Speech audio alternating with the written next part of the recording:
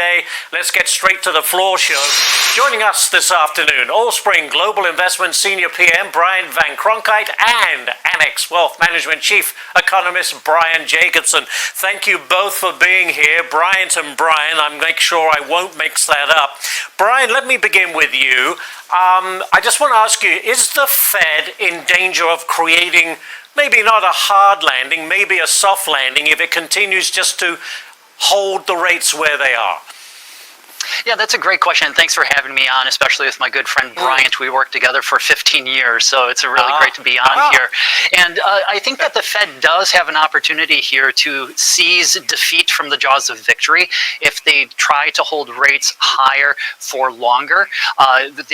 We're already seeing evidence of delinquencies increasing, pandemic savings already being spent. The retail sales numbers were less than spectacular. It seemed like President Kashikari of the Minneapolis Fed was letting his inner Dr. Evil show by saying that consumers are maybe still spending more than what he would hope.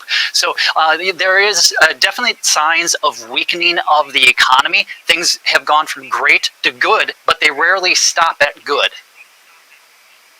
Brian, let me ask you, do you think that Jerome Powell perhaps more focused on employment than he is on inflation right now? What say you? I think he has to focus on employment. Employment is the disease that causes the symptom of inflation.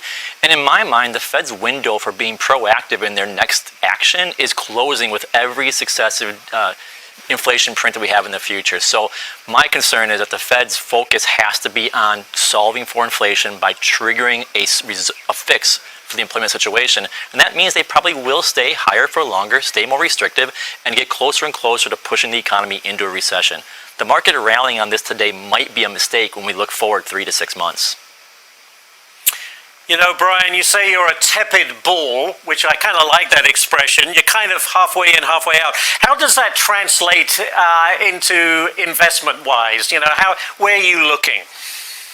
Yeah, really the places that we're looking here at Annex on our investment committee is really that focus on quality. Now, quality is always in the eye of the beholder, and it's really tough to quantify qualitative stuff like quality. But the way that we really look at it is through the lens of margins. Are companies within their industries margin leaders as far as the resilience of them? And are they able to improve those? And so we also then focus secondarily on the balance sheet. And that's something that I know Bryant is an expert on, having worked with him for a while, is that balance sheet health, lower leverage. Have they been able to take advantage of the low rates and don't need to really refinance at these punitive high rates yet? We're finding a lot of opportunities more in the mid-cap space. So in terms of capitalization, we'd be looking at mid-cap. In terms of industries, energy, and even a little bit in technology yet. You know, Brian mentioned quality. You say it's all about quality and momentum. So the question to you is, you know, where do investors find that right now?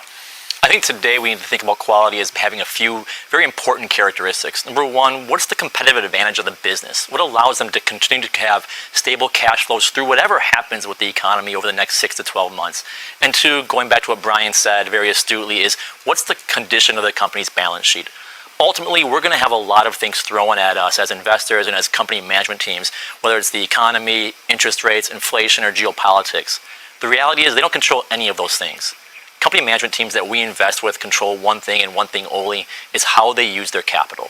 So owning companies today that have fortress-like balance sheets that provide financial freedom is the best way to navigate through all the challenges we're going to see. And so today I'm finding opportunities within the consumer staple space, and I'm going underweight consumer discretionary, and I still see opportunities within energy, industrials, and materials as well.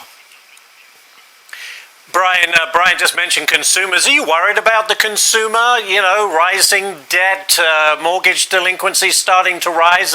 Are they under pressure? Yeah, it's really a question of which consumer. If you consider that the top 20% of American households represent about 40% of U.S. consumer spending, they're in pretty good shape. Their average debt-to-asset ratio is only about 8% because very few of them have mortgages. Maybe they've already termed them out. So really the higher-end consumer has been doing the heavy lifting. It's really the people, the other 80%, that have been feeling the pain. So in a way, we are a little concerned about the health of consumers in general. The retail sales data today really supports that. We'll have to see if this is just one data point or if it is the beginning of a trend. We shall see. Brian, thank you both for being here. I'm glad you could get together again here on Fox Business.